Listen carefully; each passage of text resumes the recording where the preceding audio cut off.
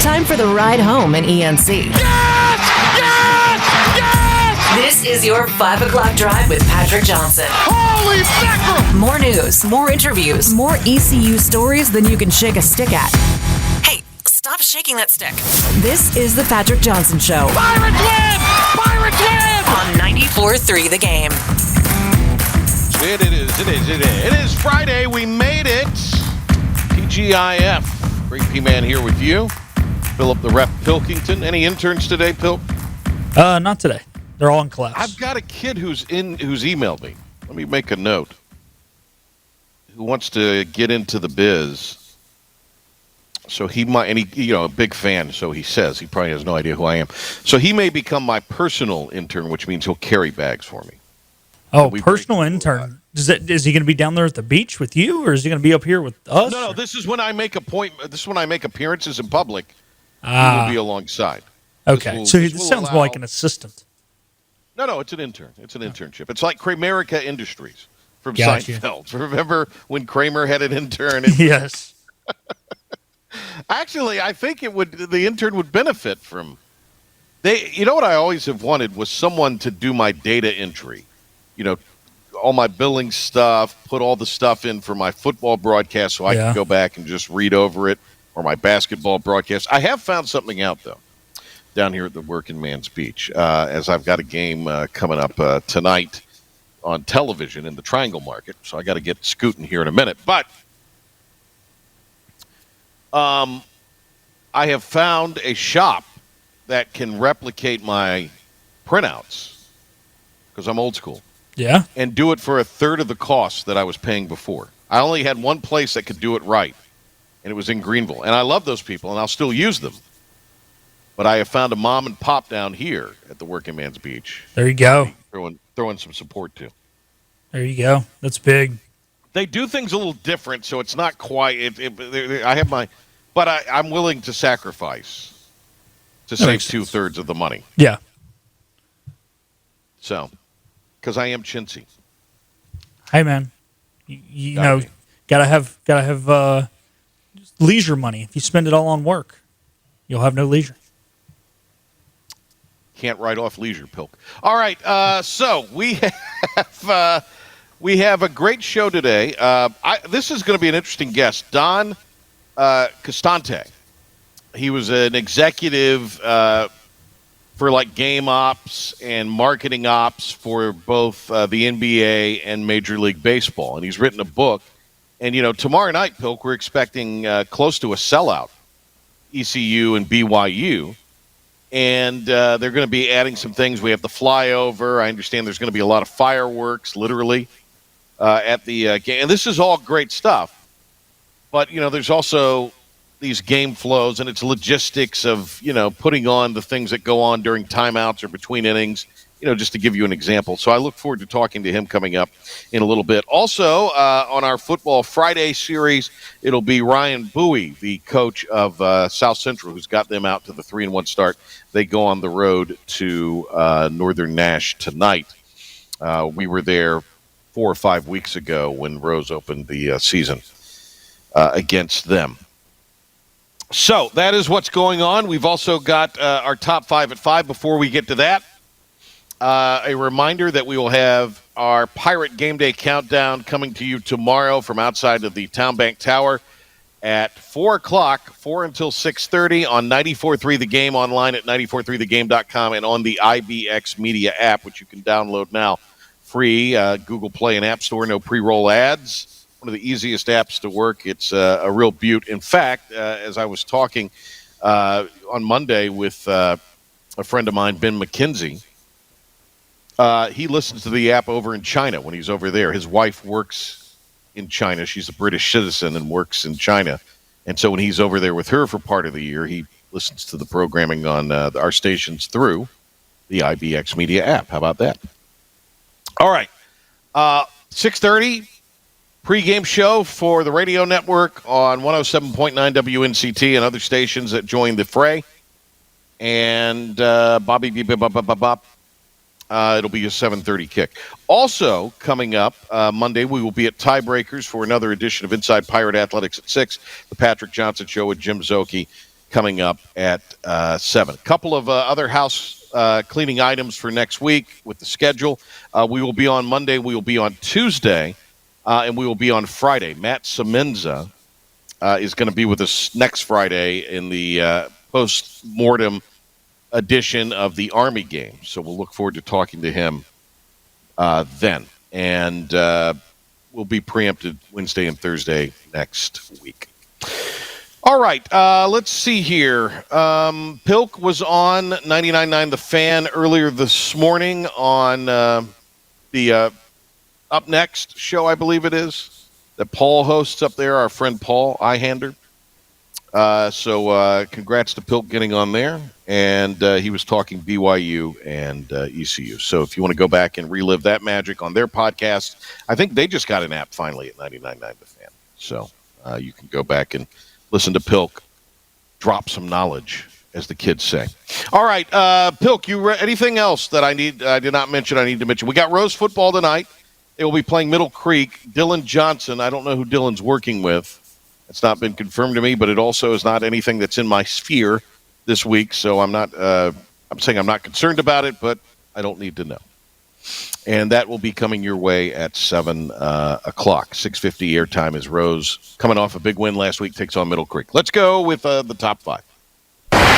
This may very well be our last mission. Let's make it count. This is the Patrick Johnson Show on 94.3 The Game. It's impossible. Now some stories you may have heard. You ready? Or catch it for the first time. This is your 5 at 5 with the P-Man.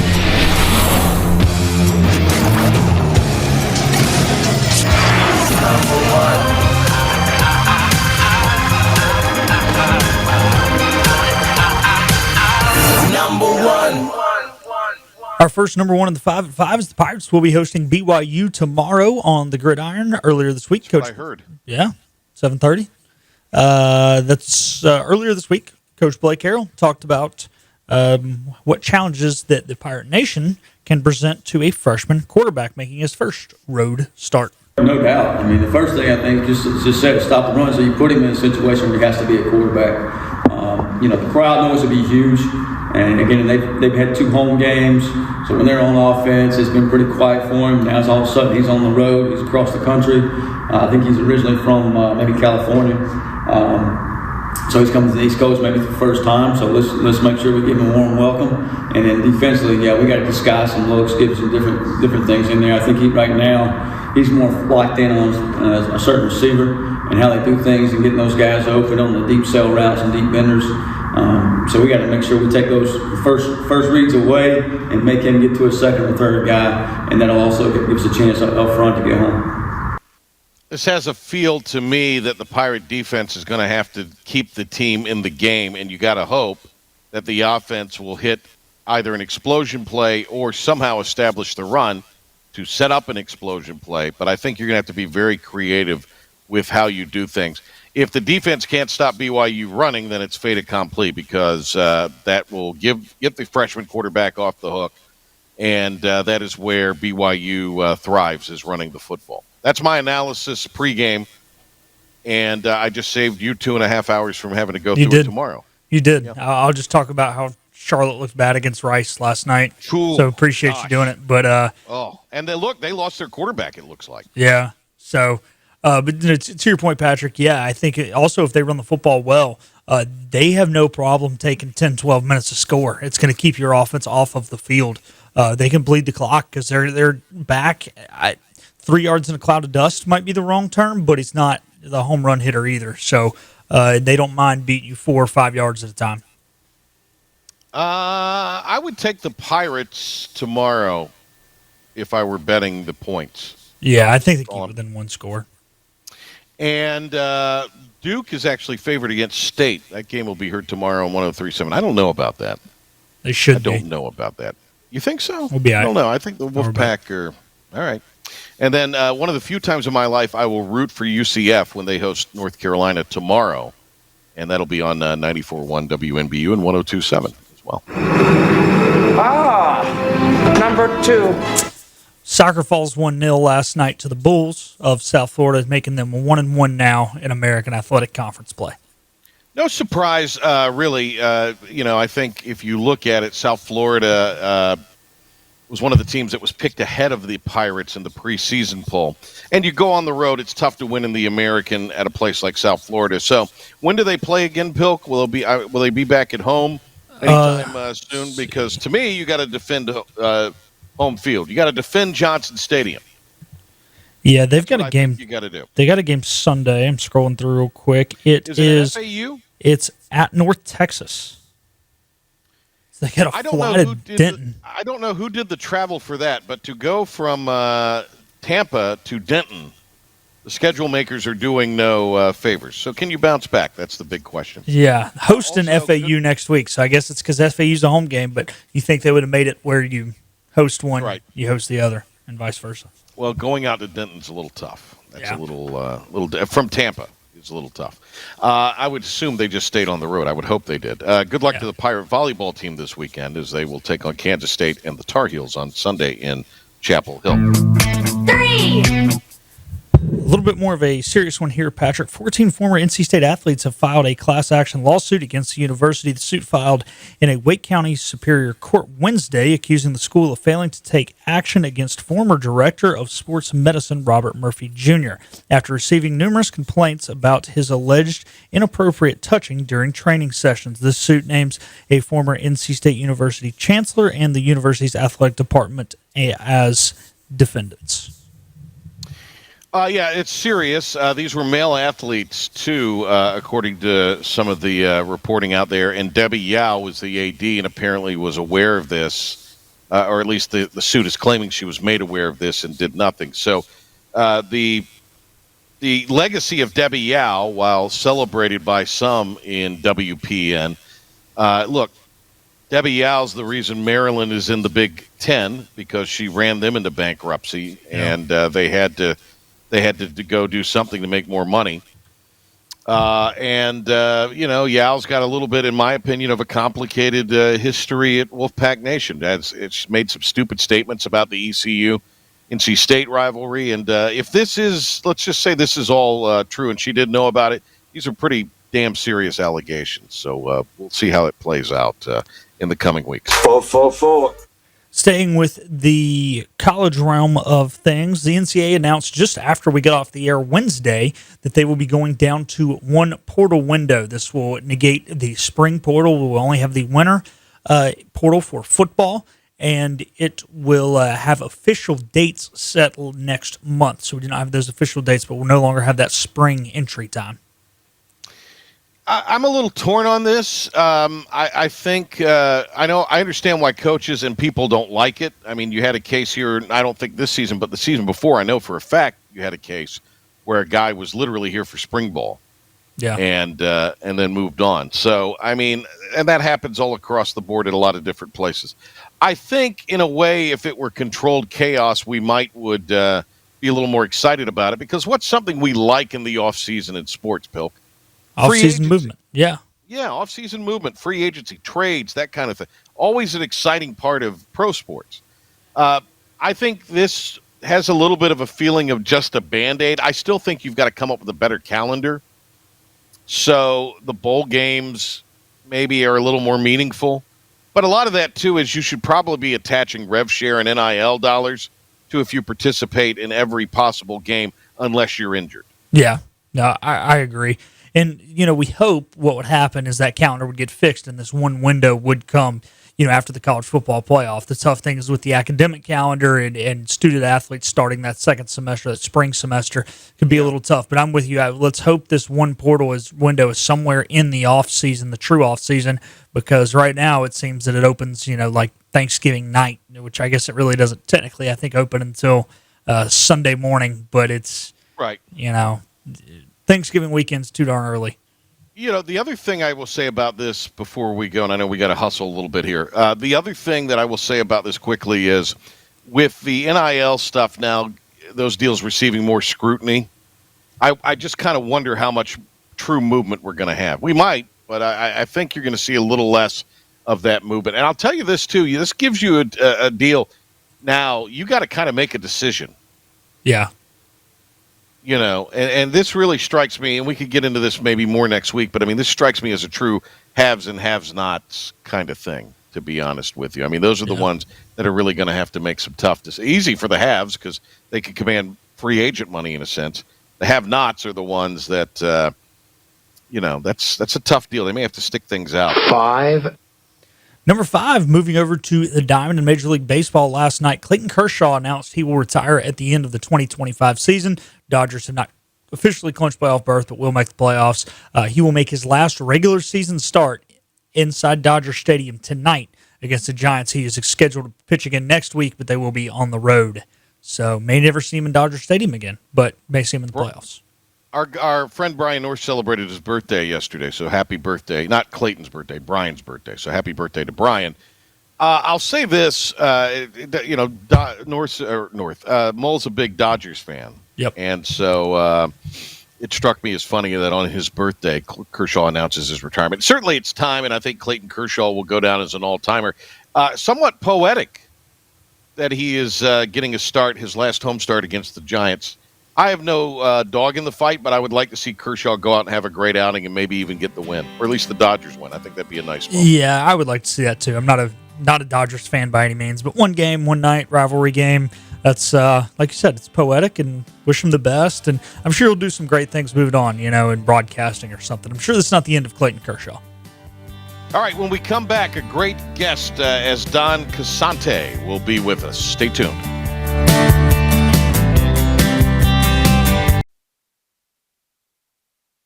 Get the podcast of the show on the IBX Media app or where you get your podcasts. I listen on my Apple Watch. Smart speaker. Listen while you work. I listen everywhere. The Patrick Johnson Show on 94.3 The Game. All right, we're going to go beyond the scoreboard. That's actually the name of the book that has been written by our next guest, Don Casante. Did I get it right, Don? Did I get it right? Don Casante. Yep, you got it. Oh, there we go. Nailed it. That's half the battle. Longtime professional sports event director, and this is an insider guide to creating an event presentation at games, at events that delivers engagement and excitement, memorable moments for the sponsors. They're important. The fans, of course.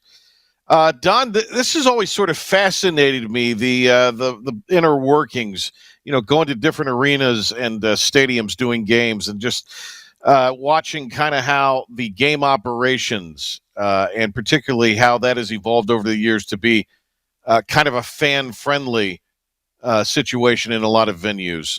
Again, it's just a fascinating topic to me, so I'm anxious to talk to you about this. Thank you for being with us this afternoon. Well, great to be here. I'm thrilled to be talking to you today. So what would the average fan glean from the book, and maybe what would those that work in this space, we're in a college town, what would those that maybe work in the event marketing or the marketing side of things with sports be able to glean from this work?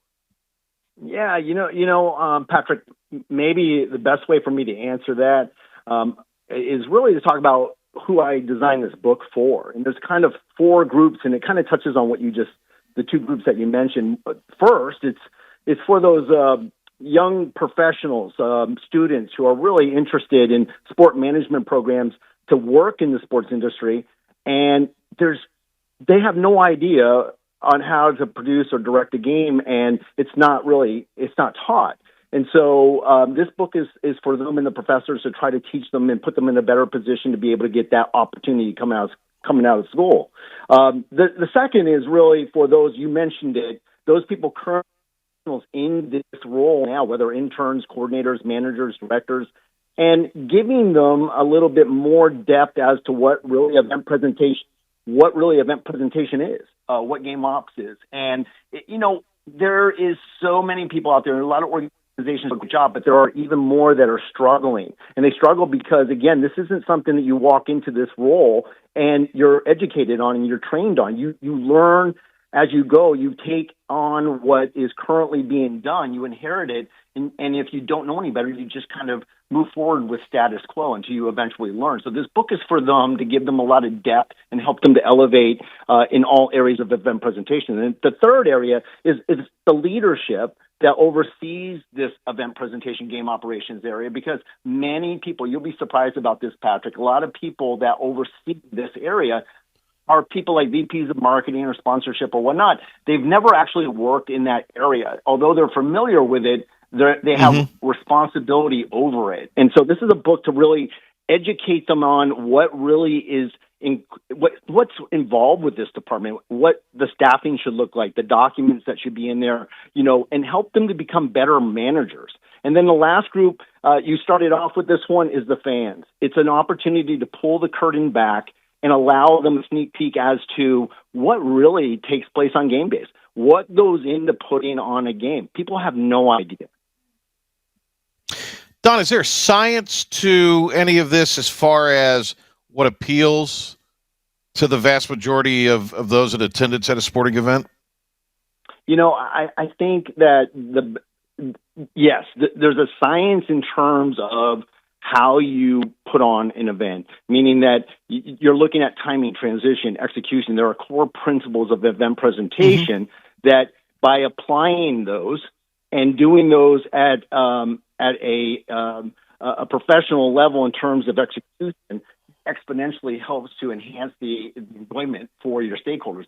And for those listening, who I'm talking about, it's not just the fans. It's also the partners out there who are spending millions of dollars, the players themselves, and how you energize them and motivate them, and then, of course, your organization. But, the formula is really understanding kind of what this book is about. It's taking you from developing the philosophy to creating the atmosphere and how to maximize your budget and managing and creating that event inventory that you can use for experiential type activations and partners, and taking them all through the documents and how to create those properly and how to use entertainment resources and build the promotions that really enhance and engage all those that are attending, and how to use music in your digital boards. I mean, this book is loaded, and it's loaded to be able to help anybody in events and game operations to establish that game plan, if you will, for creating their own formula by customizing what I'm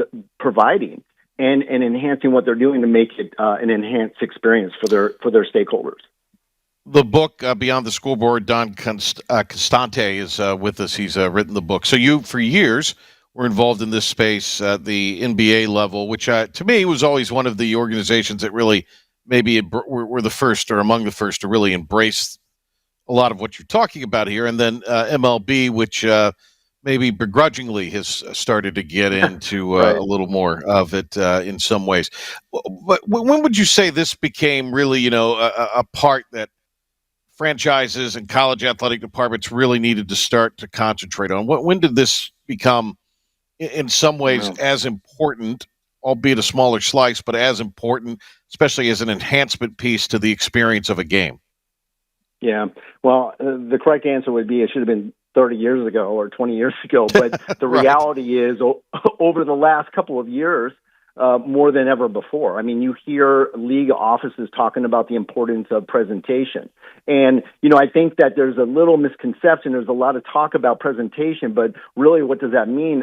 In a lot of ownership's eyes or leadership, they're thinking in terms of enhancements to the stadium or better Wi-Fi and those types of things, which are all great and do help the game presentation. But what I'm talking about is a refocus on the game day presentation. You can come up with great ideas. You can bring in great technology, have great moments. But if you don't know how to connect those dots and put it together into a seamless transition and be able to present it to your fan base or those people attending, it's going to fall flat, or it's going to create some awkward moments, if you will. So it's important. I think more than ever now, I mean, even with technology taking over, there's a spotlight on it with so many people having, opportunities to go elsewhere for entertainment. What are you doing to grab these fans when they come? Because Patrick, not everybody going to games are fans of those games. They're going, whether it's significant other, boyfriend, girlfriend, whoever, being dragged there. What are you doing to entertain them? And that's how it was for my wife when I first brought her to a sporting event, an NBA game, if you will, down in Orlando many years ago. She wasn't enjoying it at first, but then by the end of the game, she's jumping up and down, having a great time, and looks at me and says, "You got to get a job in the NBA." Why? Because they did a great job, and that's the importance now more than ever. Was it maybe and I was down in Orlando, know a few of the people down there, was there in the late 2010s, early 2010s. So I just kind of think of that franchise as one that it was in before the new arena was in a great arena, not a bad seat in the house, but it just seemed like to me that was one of the franchises, and then the Hornets, the original Hornets in Charlotte, that kind of brought some of these extra things. Was it sort of a newer franchise thing rather than established franchises such as, and I know there was the Laker girls, but was that the case? And then where did the NFL finally, at what point did the NFL obviously get on board with this? Yeah, well, I going back to your first question on the NBA, I think new franchises like the Hornets and Orlando, I think, again, this is just my opinion, but they felt they needed to do more. I think that in the NBA, there was a tradition. Yes, I think the NBA does a great job. I think they're leaders in, when I was in the NBA, I felt they were the leaders in entertainment and creating game day atmospheres. They were more dynamic and more risk takers, and the players were more engaged with the content or being involved with the content. And I think that when new franchises came in, like Orlando and the Hornets, they were much more willing to risk and do, some different things to create momentum, create some connections. And it's about building connections in their community and really targeting the fan experience. And I think that the others, like the Lakers and all of the other, I was with the Spurs and the other teams. I think that the NBA also does a great job in bringing everybody in together and doing like a game ops kind of workshop. I think taking those best practices, new teams have come in, and just the importance of fan engagement, sharing best practices, I think teams just naturally started to elevate. And I think baseball, you mentioned baseball. Baseball is much more traditional. Baseball, when I came in years ago, I came in with the idea, the philosophy was going to be, I'm going to create an NBA infused baseball game. And at the time, when I came in 2007, I think there was maybe one other NBA guy that was the director overseeing the Miami team, and we both together just started implementing what worked in the NBA, and it worked. You customize it to your market, and I think that they also realized how important that is. And in the NFL, I think it wasn't too far after. They're huge. They're probably the biggest sport out there. But I think that their league office realizes and the teams realize that they need to do more, and they have been doing more. And I think that, like I said, with the advancements in technology, you're going to see more in the future. Baseball seems to be the sport that would really, it would have been a natural fit to have this, kind of evolve sooner. And having grown up watching a lot of minor league baseball, that level seemed to embrace this sort of thing, even if it was on a crude level, much more than the majors. And hockey would seem to be the most difficult one prior to technology. I think you can do a lot now, obviously, with technology. But, I'm interested to ask you about the college game for a couple of reasons. Because you obviously have vastly, even within major conferences, vastly different budgets within the athletic department. And certainly I would imagine vastly different budgets that are applied to this, vocation, this element of the game day presentation. So, to me, it would seem like that. I guess you could kind of hit them where they ain't with this. I mean, there's not a one size fits all, but it seems like the book Beyond the Scoreboard is a very good roadmap to build upon. Well, there's not a one size fits all, but there are the core principles that apply to everybody. whether you're a high school, college, or professional. And that's what this is bringing to the table. Again, Patrick, people, in college, tremendous in terms of, they rely heavily on traditions and the color and pageantry of college athletics with the cheer and the dance and the band and the mascots and all that comes together and the alumni. And it's a great atmosphere, so much so that professional teams try to, copy that and try to artificially create it. And I think, though, but where, college maybe struggles a little bit more than on the professional side is what I was talking about earlier, and that's they have great moments in the traditions and the dances and the performances or whatever, but then it's connecting the dots. It's knowing how to create a 2.5 or 3 hour game from beginning to end where the timing, the transition, and the execution is spot on. And that's what, again, especially in college, Patrick, is you're dealing with young professionals, people that are coming in that maybe this is their first opportunity, in most cases, to lead the game operation side of it. And again, they're inheriting what's currently there. So what a great opportunity to take this book and say, okay, this is going to give me a roadmap.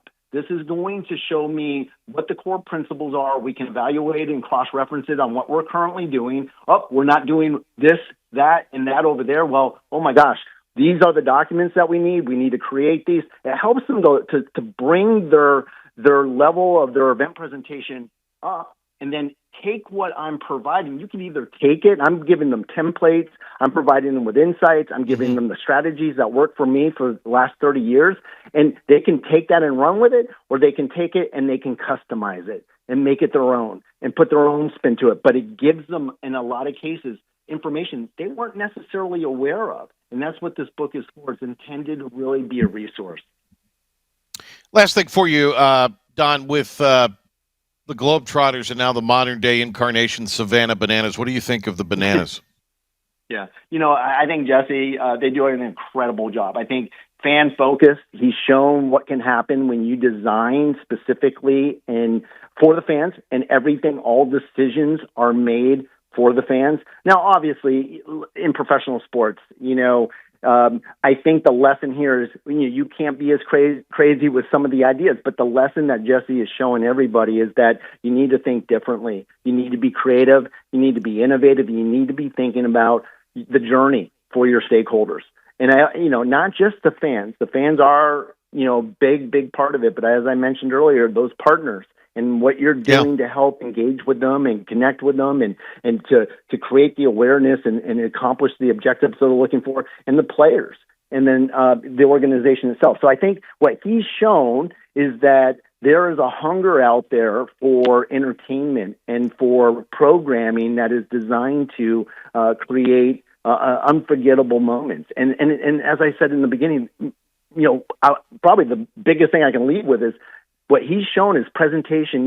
This matters. Game day matters. And atmospheres don't just happen. They're created, Patrick. I mean, it takes planning and attention to detail, storytelling, execution to create those incredible moments or game days. And that's what this book can help with. Beyond the Scoreboard, the name of the book. Hey, Don, wonderful to speak to you. Thank you so much for the time. Thanks for having me. Don Costante, the name of the book, Beyond the Scoreboard. Pick it up wherever you buy your favorite book. Sounds fascinating. It is a Football Friday. It gets you to the weekend edition, the feel-good edition, and we will talk with Ryan Bowie of South Central. He is taking over for Chris Cherry as the head coach there. Welcome into the program for the first time coming up. Back to the Patrick Johnson Show on 94.3 The Game. Welcome back. We got a jam-packed show, so let's get started. Deep breath. Here we go. All right, get you to the weekend edition, talking high school football. Ryan Bowie is the new South Central coach, and he has got them off to a fantastic start. They will travel to Northern Nash, a place I was for week one a couple of weeks ago, several weeks ago, a handful of weeks ago. Coach Bowie will join us now on the program ahead of the game tonight. Coach, congratulations on the job. Congratulations on the start. And I know you're looking forward to getting back out there for the final conference tune-up tonight. Yeah, it's appreciate it. it's been like a whirlwind. There's a lot going on, but our guys are, practicing hard, and it's showing on the field, and we're excited. Yeah, we're just excited every time we get to play. You've had Jeremy Lewis involved, from what I understand. Tell our listeners a little bit about that. Yeah, he's playing in the Canadian Football League, so he was able to come for like 1 week and do some practice with us. He helped us out a lot last year. It's just really good having a kid or a man that played at the Division I level, that came from South Central High School, walked the same hallways as our guys, and has made it to playing professional football. And just the insights and things that he can bring to our kids and the energy he brings to practice, he's always an asset whenever we can get him out there. He is one of the good guys, and great to have him as an alum back involved. We've known Jeremy for a number of years, as you can imagine. I want to talk about a player of the here and now, and that's Jalen Butch, who's your quarterback. Pretty good-sized kid, and he's put up some decent numbers for you here through the first few games of the season. A little bit on his play and what his play has meant to your team. He's our leader at the quarterback position. Obviously, that kind of comes with the territory, but he comes to everything. He's there for every lift and every single practice. He's constantly learning. Coming up from the JV level, it's a big jump into varsity, and he's getting better and better every week. But now we're getting into the real meat of things, and now is when we need him to perform his best. But he's a kid that I trust is going to go out there and play hard and do the best he can, and he's tough, and I'll never, question any of that about him. And we're just trying to develop him as a quarterback because he's already a great kid. Ryan Bowie is the head football coach at South Central, taking over for Chris Cherry, who left the hardwood, took over football, kind of got that back up and going, and now Coach Bowie's taking it to newer heights with being elevated and becoming the head coach of that program. What was appealing about the South Central job to you, Coach? I came from Kinston High School, and we just had athletes all over just walking down the hallways, not even playing sports. And when I came to South Central 3 years ago, I can't remember, I saw the same thing. You see guys walking the hallways that you feel like you can just throw pads on and they can go out and play right now, and they're not even playing. And I just felt like with what was already there, and if you can get a few of those kids to come out, you were sitting on a potential gold mine here. And some of the athletes we've put out, and obviously, sent to ECU and other places, it really is. It was an appealing job, and when it came open, I was kind of surprised that they came to me and asked me about it. But I was definitely interested when they did, and I'm happy it ended up the way it did. Prior to South Central and prior to Kinston, what is your background? How did you get involved in the game and involved in coaching in Eastern North Carolina? So I played high school football in Virginia Beach, Virginia, at Ocean Lakes High School. Tore both of my knees up, and that ended it pretty much ended my high school career, but I still tried to play the best I could. In college, I just got an education degree in social studies at East Carolina University. My wife, who was my girlfriend at the time, was still in school there, so I couldn't go back to Virginia Beach. So I took a job at Kinston and then stayed there for 11 years, and here we are. There you go. That's a pretty good and clean story. A lot of them, I went here and then I went there, and so you've had a pretty straight line. So that works out. When you get into the season or the preseason, probably more appropriately, and obviously Coach Cherry had come in and kind of reestablished some things with the program. But when you got in, what was the first area that you said, okay, we've got to address this, just not only for success this year, but just for long-term success?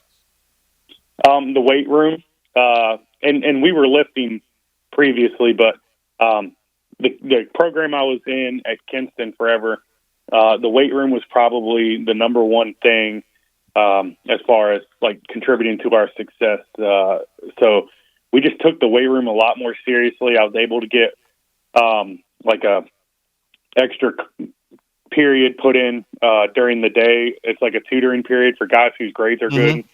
and they can come in and get a lift during that time if they don't have a weightlifting class, and just getting as many kids in the weight room as many days as possible.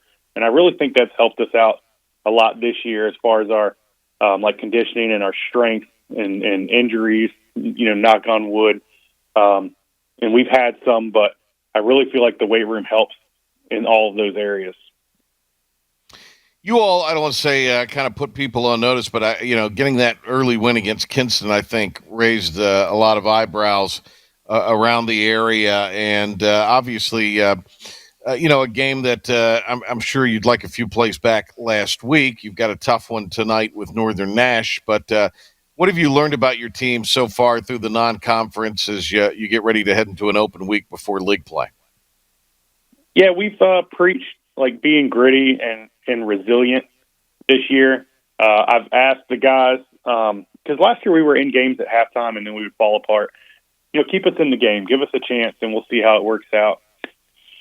Against Kinston, we did that, and it was a tough game, and we found a way after losing most of it to win it at the end. And Farmville and North Pitt were kind of the same way, just grind it out. And I told them it doesn't always have to be like that. We can just go win the game. But being competitive is the big thing, and our kids are showing a lot of grit and resilience. And last week, we ran into a team that didn't make those mistakes, and we still were down 2 touchdowns with the ball, and like 5 or 6 minutes left, we had a chance in that game too. We just couldn't capitalize. So they're giving us a chance, and they're keeping us in games. And if we can keep doing that, you're going to win some of them, and you're going to shock some people. And that's just kind of what I've been preaching all off season. Coach, we talked about your quarterback butts. Who are some other kids that played well for you? Give us some names. So Justin Blow, he's a 6'5" defensive end and receiver for us. If that kind of gives you an idea what kind of athlete he is. He does it all for us. He's like third in receiving yards, and he's got sacks and tackles and kind of runs the defense, and just all around, just one of the better athletes I've coached. Bobby Williams, same way. He's on the other side at defensive end. Just a football player. He can go do anything we need him to do. He can play DB to defensive end and do all of it well. And those two on defense are kind of, leading the way for us. And then offensively, CJ Akande in the backfield has been huge for us. He runs the ball really hard. He takes care of the football. He can go out there and play some receiver. And he's just a seasoned veteran, a 4-year guy. And he knows what he's doing out there and helps lead our offense next to our first-year quarterback. Stay in the Big Carolina with the new look realignment and reclassification, and it's now a 6A, 7A league, but still quite formidable in many ways. After this week, you'll get the open week, as I said, and then you'll have Rose at their place, Conley at your place, and then the 2 Onslow County installations. You got Jacksonville, familiar with them from conference play, but then White Oak this year, and White Oak's playing really, really well too. They've been another great surprise in the East, and then finish up with New Bern. So the month of October, of course, it really starts here tonight with Northern Nash. No easy putts for you guys the rest of the way. Yeah, it's a tough conference. I actually told them that. We played Kinston, who's obviously one of the favorites in the East. Farmville, who I think has surprised a lot of people. It didn't really surprise me watching their film.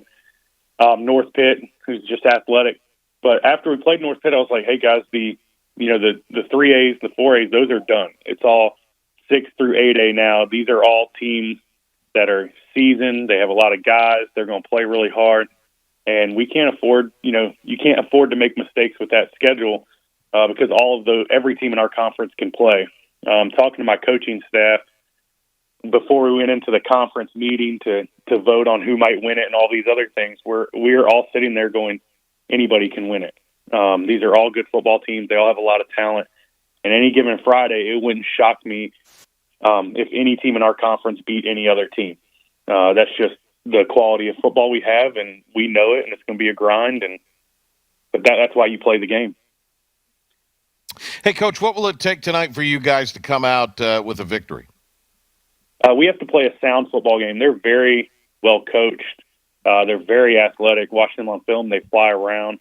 And we have to execute, as close to flawlessly as we can, minimize our mistakes, not turn the ball over, and give ourselves a chance at the end, and then it can go either way. And if we can just put ourselves in that position, it's a game that we could win.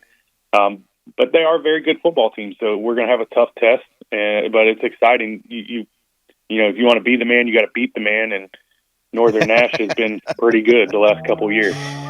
Yeah. I love the Ric Flair reference. Yeah. Yes, sir. Great Ric Flair reference there. All right. Yes, sir. Coach, awesome to talk to you. I'm looking forward to seeing your team in person in a couple of weeks when you take on Rose. Yes, sir.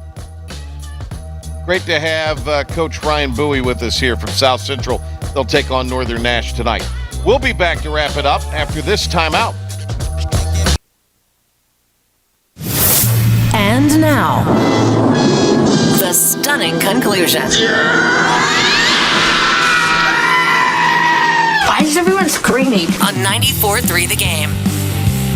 East Carolina, BYU tomorrow night from Downey Ficklin Stadium, nearing a sellout. Big crowd expected. A lot of tailgating going on tomorrow. It should be a lot of fun, and we're looking forward to it. We'll bring you coverage beginning at 4 o'clock here on 94.3 The Game, 94.3thegame.com, and the IBX Media app with our Pirate Game Day Countdown with Hoist the Colors, Stephen Igo, and Philip the Ref Pilkington. And game coverage here on 94.3 The Game and 107.9 WNCT on the ECU Sports Network. Big thanks to Don Costante for being on with us today. Beyond the Scoreboard, the name of the book, and also Ryan Bowie, the South Central head coach. Good luck to them. Rose football tonight coming up at 6:50 here on 94.3 The Game, as they will take on Middle Creek for the first time. They'll be in Apex. And we'll be back on Monday in the morning for Talk of the Town. But 5 o'clock, Hilk and I will be at Tiebreakers for the Patrick Johnson Show, and Inside Pirate Athletics at 6 with head coach Blake Harrell and Pirate Flair as our special guest. Have a great, safe weekend, everybody. For Philip, I'm the Great P-Man. Take care and go Pirates.